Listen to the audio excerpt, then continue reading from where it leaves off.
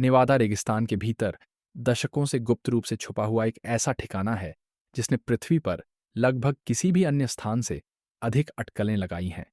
Area 81। आधिकारिक रूप से इसे होमी एयरपोर्ट या ग्रूम लेक के रूप में जाना जाता है। इसका वास्तविक उद्देश्य कई वर्षों तक एक गहराई से छुपाया गया रहस्य रहा। यह था एक परीक्षण स्थल, यूएस सरकार के सबसे उन्नत और प्रायोगिक विमान के लिए एक कठोर परीक्षा स्थल।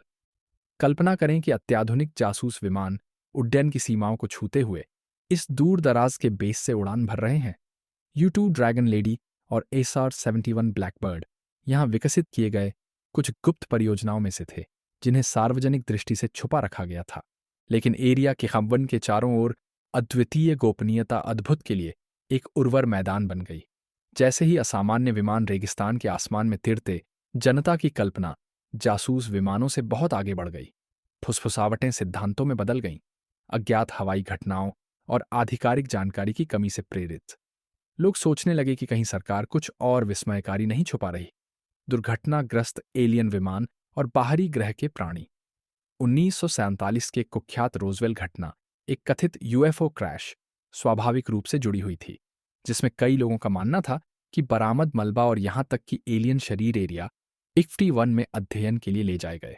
कई वर्षों तक अमेरिकी सरकार ने एरिया 51 के अस्तित्व को आधिकारिक रूप से नकारा, एक रणनीति जो रहस्यवाद को केवल बढ़ाती थी।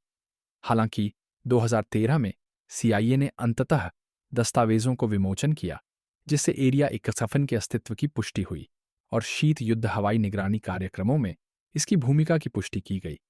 प्राथमिक उद्देश्य वास्तव में उन्नत गुप्त विमान का विकास और परीक्षण था। हालांकि आधिकारिक कहानी इसे एक अत्यधिक वर्गीकृत सैन्य स्थान के रूप में पुष्टि करती है, एलियन रहस्यों के आकर्षण को अभी भी जिज्ञासु मन को खींचता रहता है।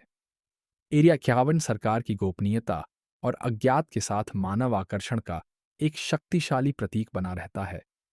कौन से रहस्य अभी भी इसके अत्यधिक मजबूती वाले द्वारों के पीछे छुपे हो सकते हैं?